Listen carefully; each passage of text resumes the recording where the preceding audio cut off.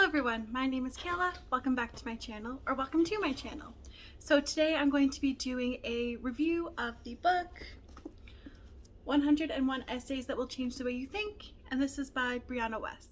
So first and foremost, this is an essay collection about the way you think, about the way your thoughts affect your life. So to use a quote from the back of the book, it says, "It is to pursue purpose over passion, embrace negative thinking, see the wisdom in a daily routine, and beware of cognitive biases."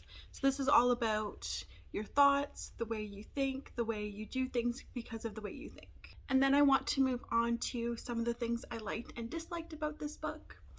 So I'll start with the things I liked.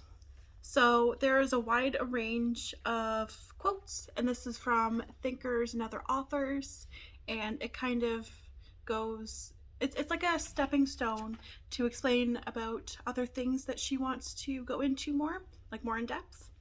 So there's quite a few quotes, and I'll go into that later in this video. And I think most of the essays, like the vast majority of the essays, are relatable, which is really good.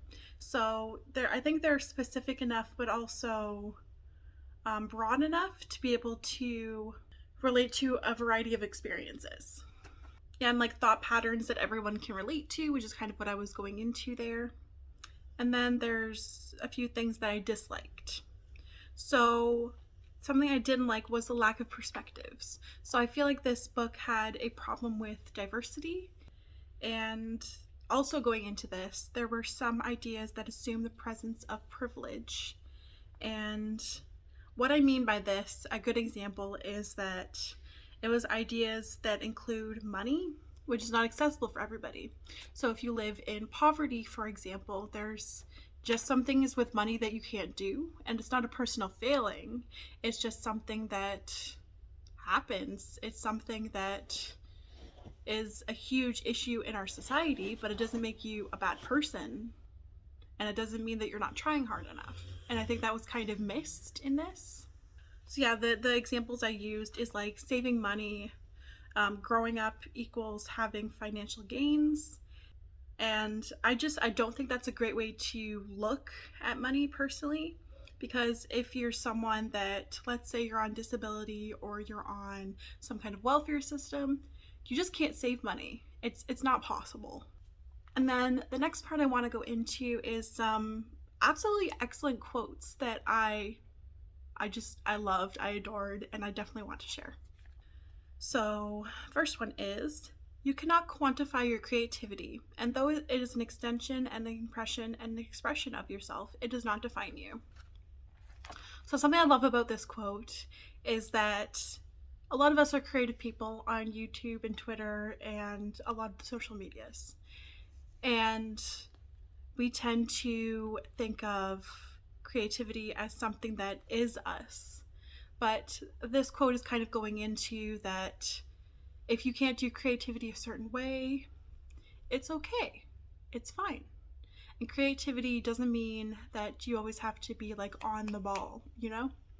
It's something that can come from you, but it's not the whole thing that defines you.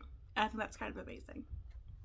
Next, "Love is cultivated from a mutual appreciation and respect for one another."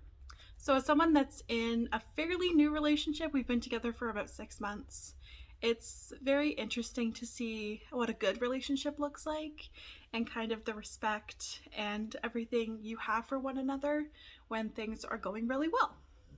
And this is just an absolutely beautiful quote, and I think I'm going to be using it in my life.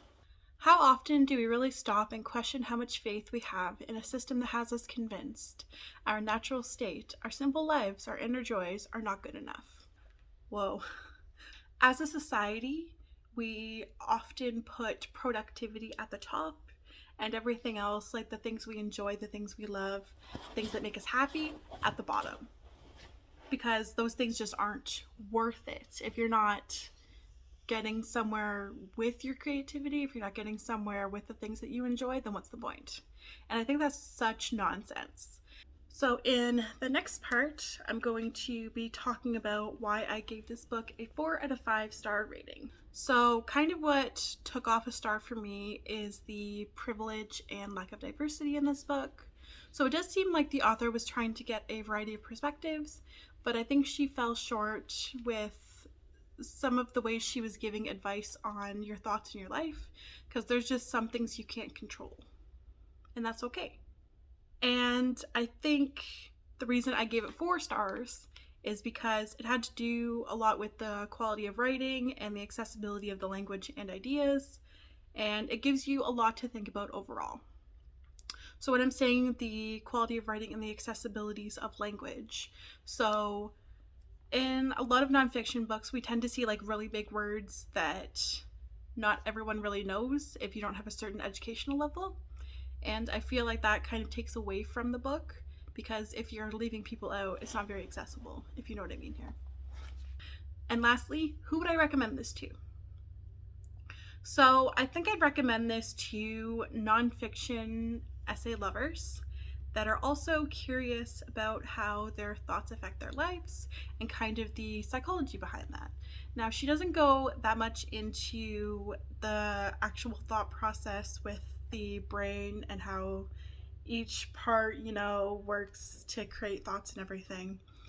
But she does go into why we think certain ways and kind of thought processes we get stuck into.